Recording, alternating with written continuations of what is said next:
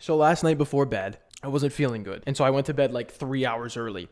And I threw on a sci-fi movie just to like put in the background as I fall asleep. And that sci-fi movie was Europa Report. Let me just ask you this. Does the idea of drifting in the utter abyss of space 400 million miles away from home scare you? Do you like the idea of a movie that has some true science tie-ins? And best of all, do you want to watch horrible CGI and horrendous acting? Wait.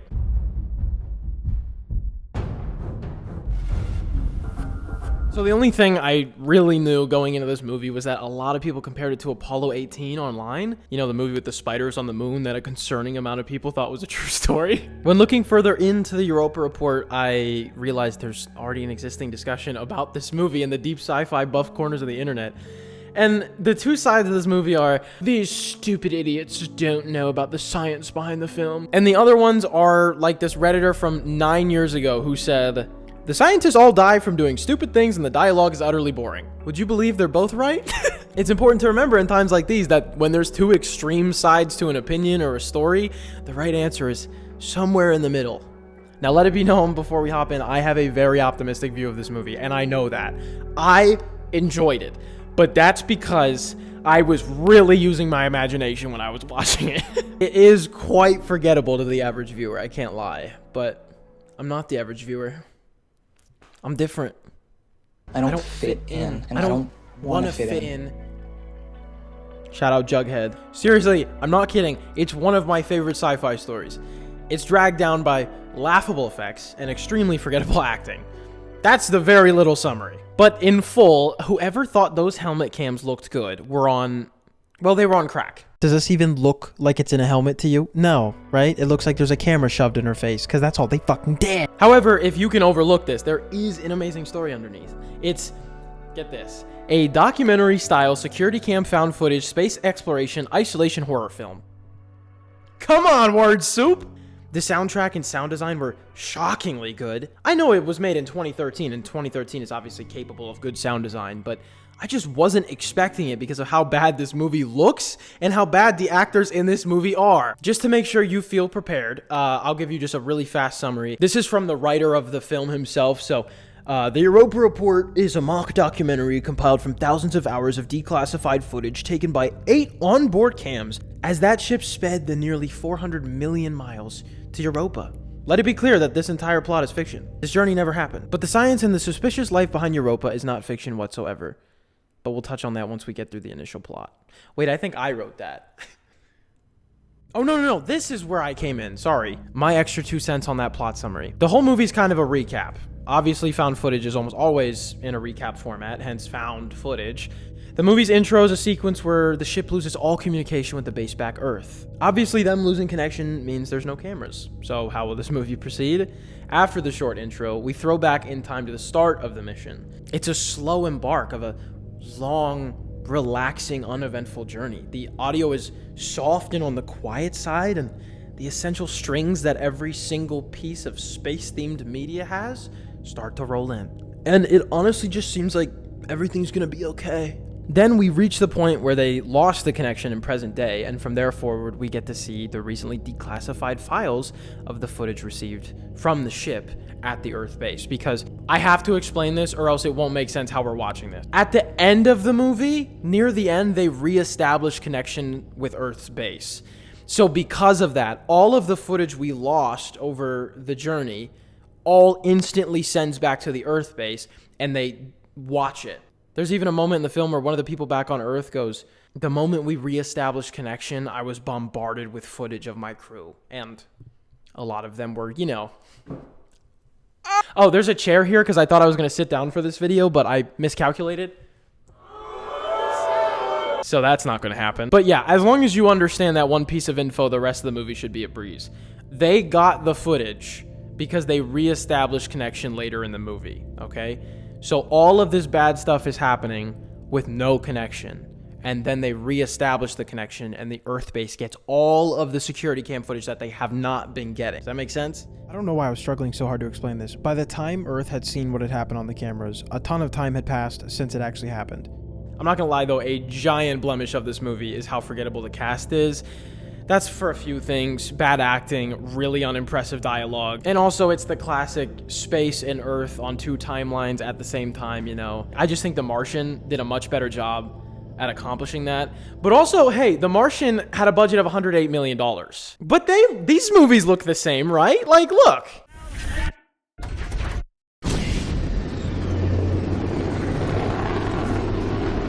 Do you think that space shot had a higher budget or this one? 312? Great, I'll wave at you guys as I go by. The only thing we know about Europa Report's budget is that it was less than 10 million. That's all we know. That's all that's been said about this movie's budget. And guess how much they made in the box office? Don't forget, this movie was a flop. So try to calculate how much of a flop it was. I'll take a sip, you think, okay? They made $125,000 in the box. So I'm kind of shitting on the movie. It's because I'm getting all of the bad out of the way first. The movie wasn't good. The story was good, at least in my opinion. So hey, whoever wrote the dialogue, choke. But whoever wrote the story, do not choke. Write another. Also, let it be known that the entire plot of this story is not a wild concept. In fact, there's truth to it. And also, like, we've actually been to Europa, not us.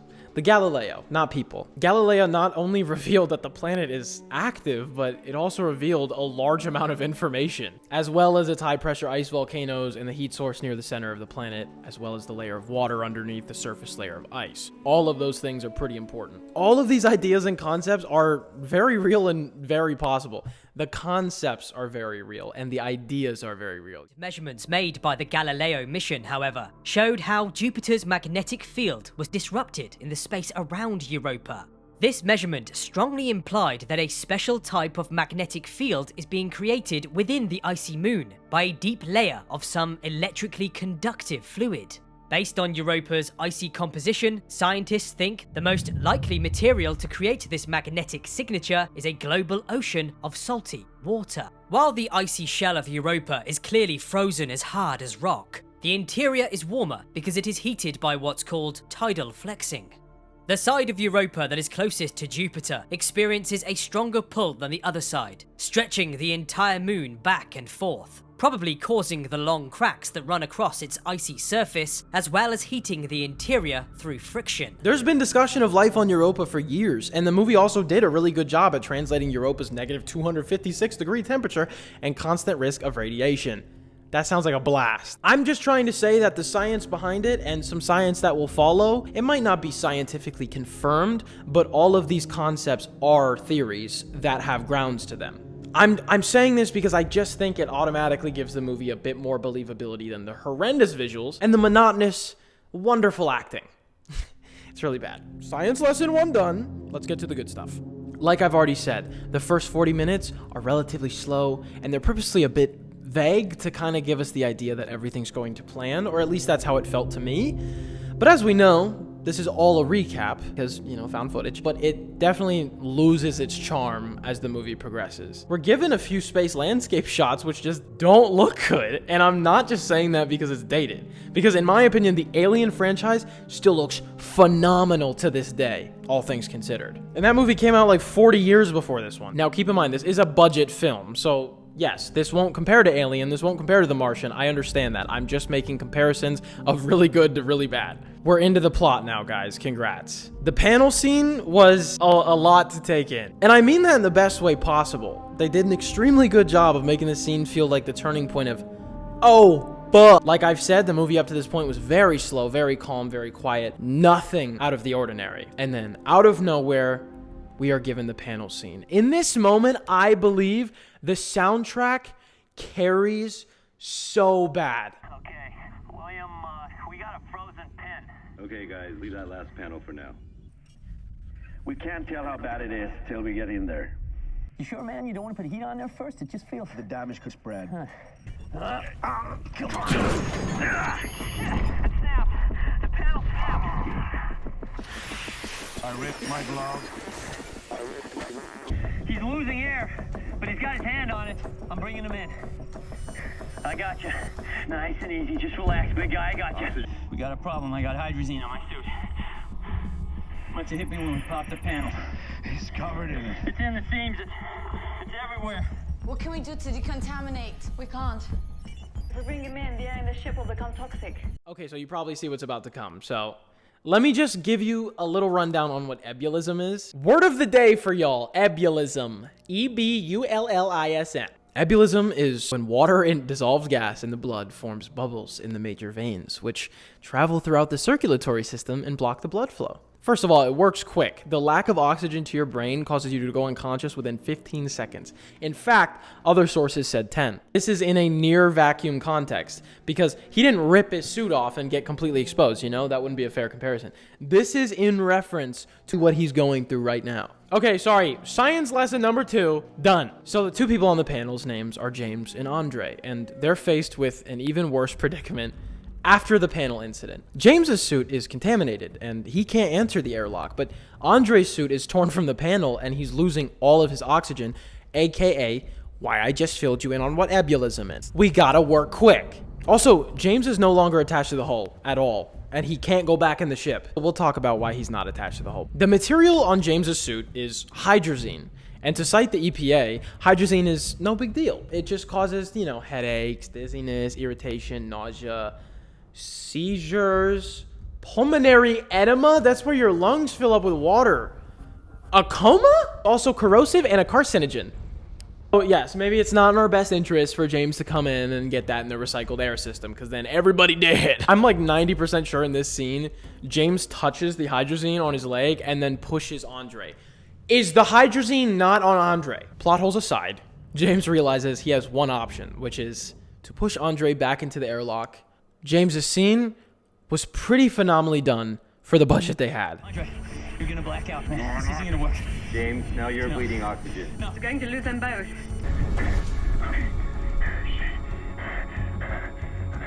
Rosa, close the airlock now. James is no longer. Longer attached to the hull. I said close the lock. Rosa, close the lock.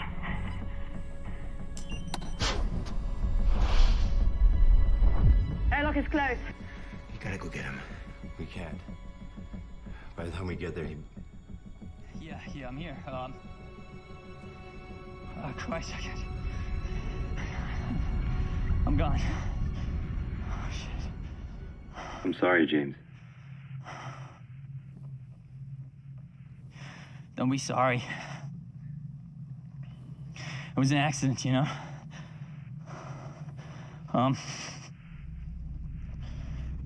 I don't have much time, so, forgive me for hurting you.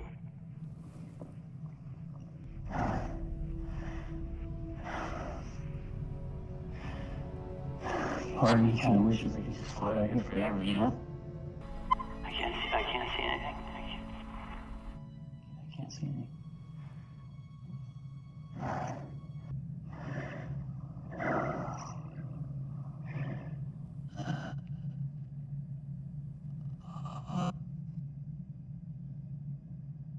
This scene carried on for much longer than I showed. He starts saying everything he can think of, knowing that he's just drifting off into deep space, contaminated with a hole in his suit, as he watches all of his crewmates float away on the ship in the distance. As his partner Andre comes back to consciousness, all he feels is guilt. I'm not even gonna lie. It could have been the music. It could have just been the sound design, because that's always what impacts me the most. But I almost teared up at this scene. I felt that feeling right here. I felt that, oh, it could have just been the meds, or it was just me being extremely immersed. But think of being in Andre's position. You have to take on the guilt of essentially killing your crewmate, because it was your mistake that caused all of this to happen. And then you were unconscious right after you caused everything. So you're helpless and you're useless. So the question we're all wondering is, why on earth was he not tethered to the ship? Well, you see, they were tethered together, but they weren't tethered to the ship. It's such a bummer that such a horrible piece of plotline falls at the start of the action, because it does get good. It's just a bummer that this stupid oversight ruins an otherwise pretty emotional scene. And again, the chaos when it started to go south I would watch this movie again just for that scene. So it's just a bummer that there's such an insane oversight right at the start of where the movie gets good. Horrible, giant, embarrassing flaw aside, I absolutely adored the switch from a calm and relaxing 40 minutes into one of quite a few disasters to follow. The chaos of having one crewmate rapidly lose their air and the other not being able to re-enter the ship kind of reminds me of that visual with the train on the tracks and you have to choose the switch of 100 people dying by you not touching it, or you make the decision and then one person dies but you just made the decision to kill them. But in this situation, it's not 100 people and one person, it's a really sleepy old man and an icky-sicky guy. We're moving forward now, and I think it's pretty important to bring this up. Any exploration movie has that walkout moment where you feel what they're feeling, and you finally see what they're seeing. That moment usually is started with the camera facing the actor like this, and they go, oh my God. And then it pans, and then we see it, and then the orchestra kicks in, ba-da-da, and then we're like, whoa! That's fucking space, you know? The walkout moment just does not land here. I don't feel any sense of awe or wonder. I don't feel like I'm there. Well, which is good because these scientists are incredibly stupid. I wouldn't want to be anywhere near them. Let's go to unfortunate disaster number 2. And it's important to say that there's a lot of clear points of unnecessarily pushing the plot forward. They always just boil the stupid reasoning down to, this is all for the sake of exploration. Which works. Technically, this little write-off would have worked if they weren't actively trying to kill themselves. Katya, I'm looking at you. Speaking of Katya, what happened to her? So earlier in the movie, when they first landed on Europa, Andre said that he saw something for a second. It was just a glow of light. Andre is sleepy old man, by the way, if you don't remember the names. To put into perspective, seeing a glow of light outside of your window on the moon of Jupiter, I'd also shit my pants. If you are 400 million miles away from all confirmed and known life, and you see another potential sign of life, I'm finding a tall building and I am jumping. Andre saw that glow earlier. And so Katya is out getting samples and she's running out of oxygen and everyone in the control room is telling her she needs to come back. And so Katya goes, guys, the sake of exploration. And then she just like ignores all professional instruction, and everyone in the ship is telling her, you need to come back, you are going to die. And then she's like, but I see it, but I see the light you were talking about. Exploration. Long story short, you will not believe this. The visuals you are seeing on the screen are not edited in any way. This is what it looked like. And all that happened is they're all going, oh my God, she's not above the surface anymore. And they look at her tracker and she's below the ice. Ooh. Now, I won't deny, that's a really spooky, impending, scary thought that they can, you know, they confirm there's something else out there because she gets dragged under the ice. But also, Katya, Sweet Pea, you had like 100 warnings. I don't feel pity. Like, yeah, you died, bummer, but whose fault? Whose fault, Katya? Anyways, with only 4 people left and soon to be 3, they attempt to get the heck out of there. But then they don't. They don't and they crash. The story's good, I promise. It's a good, I recommend you watch the movie and you can form your own opinion and you can hate it or you can love it. I loved it. Sue me. I love the movie. Now that I'm reading the script back, I guess I also love it for very strange reasons. However, I do want to make clear, the reasons I love this movie, we've only seen 1 so far. There's 3 more. So don't worry, there's still good parts, I promise. Now, the crash is a bit preposterous, but there were 2 moments in this scene that did kind of sell me on it. I kind of bought it. When they were crash landing, I don't remember if it was the ship system or one of the crewmates said 2,000 meters till surface. 2,000 meters. That sold me that they made it so much farther up than they made it seem. Because when you're watching it, it literally seems like they went, ooh. But that's not at all what happened, and that was a great little attention to detail to sell me on that.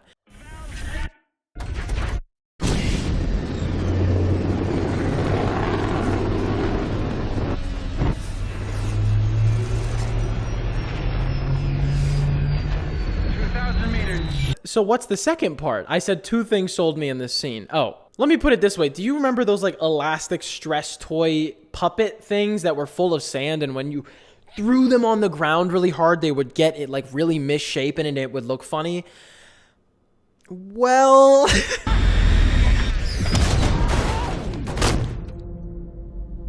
Every time I watch that, I laugh. I'm sorry. Brother went kaplunk. So if you were wondering what happens in the rest of the movie, doesn't someone else die? God damn, I'm gonna have to do this in post. No, I was trying to get it all done here, bro. I'm doing the rest of the video on this chair. I'm sorry. I just realized I have more work to do. Yo, it's been fun editing Dom. Take over. That guy could not do any work himself. Anyways, these are the only last two people alive. Sleepy Grandpa and the other one. Everyone else is dead. Don't ask. If you wanted to know that bad, you would have watched the movie instead of this video. Anyway, the other one and Sleepy Grandpa are trying to lift off the ship as it's sinking into the ice. Again, a very well done example of suspense for the budget they had. Now, did the scene look great? No, but the final shot of this scene is what this entire movie was building up towards. The reveal of the life on the planet. After this, we're given a really awesome recap back at the Earth base with the two survivors, and we're shown that final scene again with a breakdown as to what this means, how much they sacrifice for the sake of exploration, and what else is out there for us to explore. And that's the end of the movie. One final thing I would like to say is I would absolutely love to see this movie remade with modern technology, better capabilities, a higher budget. Like, could you imagine? I'm standing up because I'm heated. Could you imagine the panel scene if they just rewrote it so the explosion, like, fucked up the tether? It's not convincing, but neither is two genius astronaut scientists not being tethered to the damn ship. But what I'm trying to say is with a bigger budget, and I don't know if they take the CGI route or the practical effects route or maybe a little bit of both, but Katya breaking through the ice without that stupid helmet cam of her just going, and that was her dying. What? Imagine an actual scene there. The idea is all there, minus the fact that she went, I want to go to there, and just walked off. Besides that, again, rewrite that little bit. The crash scene modernized would be phenomenal because that was quite an intense scene. I just wasn't really sold on it. Also, there's a couple slapper quotes in this movie, such as, I'm going to my Letterboxd. That's why I wrote the quotes down. At the start of the movie, they see a flashing light go by for 1 second, 100 meters away from their ship. Keep in mind, you're on Europa, Jupiter's moon, 400 million miles away from home, with no communication to Earth whatsoever. And you see a light 100 meters down the way? It's not explainable, but it's also not going to happen again. That's kind of what they were going on. And then one of the crewmates says, even for a moment, we weren't alone. You're joking. I think I have goosebumps again. I do have goosebumps again. That's a good line. It's not doing too much. It's not too on the nose. It kind of has a bit of like hesitance to it when it's delivered in the movie. Oh, it's like everyone kind of didn't want him to say that. I loved it. Oh, I loved it. What's another one I have? Compared to the knowledge of the depths unknown, what does your life even matter? This was said during the final liftoff scene, and I can't lie. I have goosebumps again. Fuck! I can't lie. That part was well done. I need you to understand, as I said at the start, I have a very optimistic take on this movie. I know that. I know a lot of people wouldn't like it. But I also know $10 million budget, $125,000 in the box office. I think it deserved better. I don't think the movie was like a 0 out of 10, as a lot of people believe. If you want to know what my score was, I gave it a 7. 7's such a safe answer. Realistically, if I'm really getting down to the fundamentals, it's not a 7. But I liked it. Sue me. I liked the movie. Wait, does that mean I'm in the crowd of the people that are like, these stupid idiots don't know about the science behind the film? I don't think so. I just like the movie. I don't think it's that deep, right? Anyways, this movie was on Hulu. I don't know where else you can watch it, but I need you to understand, I really enjoyed it. I would watch it again. The deaths were damn near pushing like slasher. In fact, I had to look up the exact name of the genre, which is isolation horror, which is where people are secluded from society and can't get help and also are dying. Because I was like, it's not a slasher because there's not a killer. The entire movie was a suspense build to show a 3-second shot of the creature at the very end. So it kind of took a page out of Blair Witch's book in that way, which also makes sense because this was made in 2013. You know, found footage still had a foot in the door then. And I personally appreciate a movie that revolves around suspense. Another more recent movie I absolutely loved was Barbarian, but my biggest gripe with it was it showed the monster for half the movie. Again, nothing wrong with that, but for me personally, I actually appreciate the suspense more. The scene where the ship is actively filling up with water and she says the line of her life being insignificant for the sake of exploration, and she survives? Which, by the way, let's not even talk about that. The ship is so unbelievably damaged. Beyond repair. Literally beyond repair. I think we're down to 2 crewmates, which means there's not enough aboard to man the ship. Assuming everyone has a role on the ship, they might not even know how to get home because they're down a lot of IQ because all their IQ ran out and died. Like, yes, the more you talk about this movie, the more flaws there are, okay? But all I said was, 1, it deserved better than $125,000, and I still believe that. And 2, the story at its very core is awesome. Traveling to Europa, knowing what it actually looks like based off the Galileo shots, the layer of water under the thick ice, the heat source in the middle of the planet they reference to as well, which is from tectonic shifting, I think? Wrong, dumbass. The possibility of there being life, because if there's water, there's life. And then we do get a hint at that life multiple times throughout the movie, which I did not show because I didn't want to spoil this whole movie for you. You gotta go watch it too. I think the story and the science is there, but the reasoning for a lot of events is not. Hey, Katya, you're literally gonna die in like a minute from radiation. And she goes, okay. And then she does the dash and then dies falling through the ice. Katya, what are you doing? See, me being an intellectual, knowing about Europa and everything it entails, I can identify that that is space.